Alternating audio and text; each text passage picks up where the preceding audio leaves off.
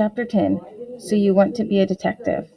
Sir Arthur Conan Doyle was an English writer, famous for his best-selling mysteries about the great detective Sherlock Holmes.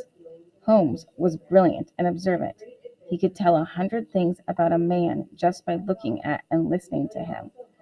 Sherlock Holmes used logic to solve mysteries, like putting together the pieces of a complicated puzzle. Nobody could fool him. But his creator, Sir Arthur Conan Doyle, was not much like his famous sharp-eyed, suspicious hero.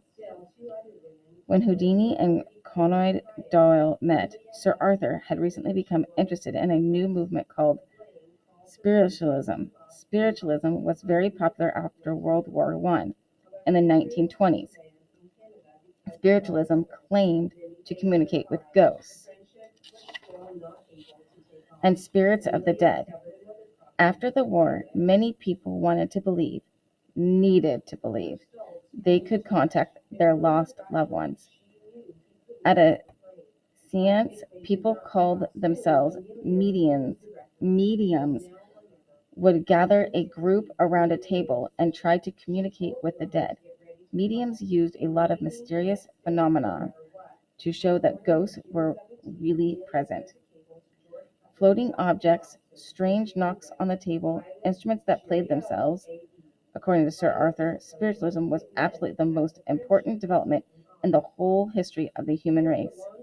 Harry didn't believe a word of it. He knew how talking to the dead worked.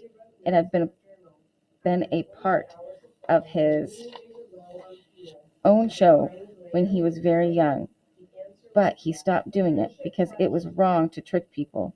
He was convinced that all these new mediums were fake too. Sir Arthur's belief in spiritualism appalled Harry.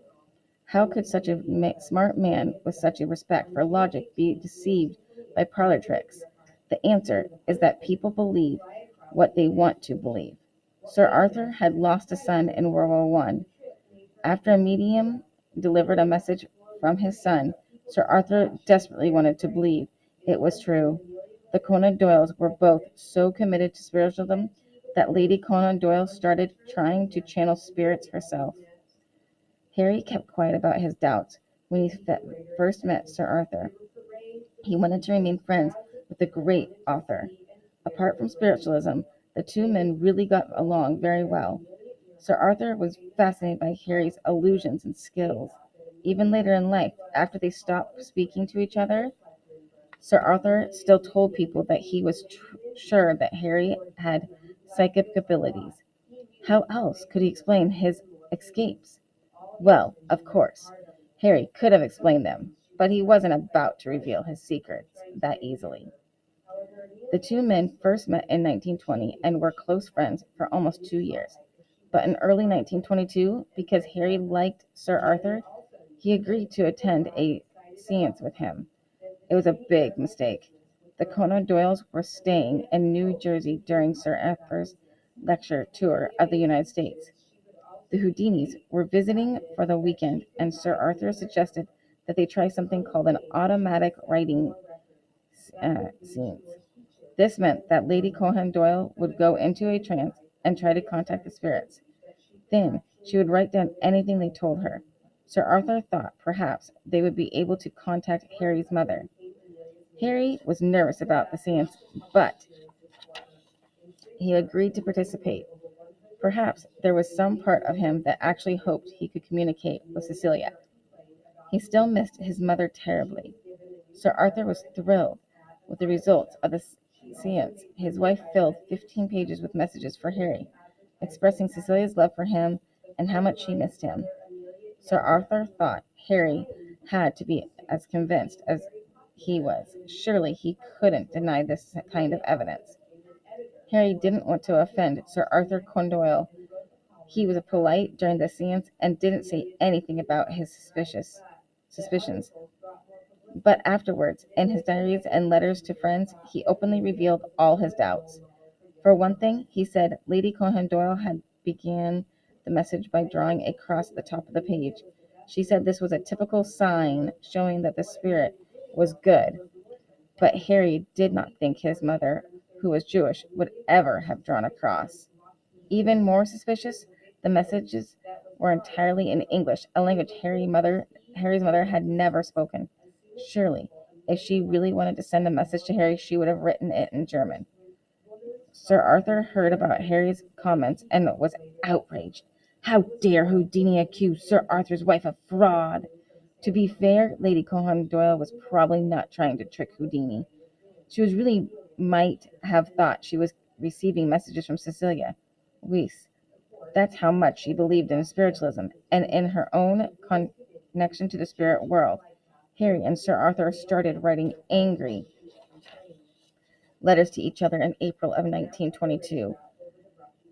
The argument quickly moved into the public eye. Newspapers loved the idea of two famous figures quarreling over such a hot issue. They published articles, each of them wrote defending his position. On this issue, the two men would always disagree, and it destroyed their friendship. In the next couple of years, Harry dedicated a great deal of his time to exposing fake mediums and debunking spiritualists. He even wrote a couple of books about spiritualism, including A Magician Among the Spirits, published in 1924. He challenged anyone to produce some spirit phenomenon that he could not reproduce using a magician's trick. If someone did convince him, he offered to pay them $10,000, as in the case of his earlier handcuff challenge. He never had to pay up. He also traveled the country performing an act specially designed to show everyone how these mediums did their tricks. A lot of seances took place in dark rooms, with everyone in a circle holding hands. Harry showed how the medium could use his or her feet and head to create the sound and effect people heard and saw in the dark. He showed how psychics could easily find out information about people to trick them. Harry sat in on the seances all over the United States. He asked the mediums questions that only his mother could answer, saying that if they could really talk to the dead, they would surely be able to answer them from her. Sometimes he even disguised himself, since a lot of mediums refused to perform a seance with Houdini in the room. It is possible that Harry really wanted to find a true medium. He would have given anything to be able to speak to his mother just once more. If he had found anyone who convinced him, he said he was willing to admit it. But Harry thought it was terrible to make people who were often heartbroken and vulnerable pay for lies and deception. Exposing these frauds was another way Harry felt he was helping people.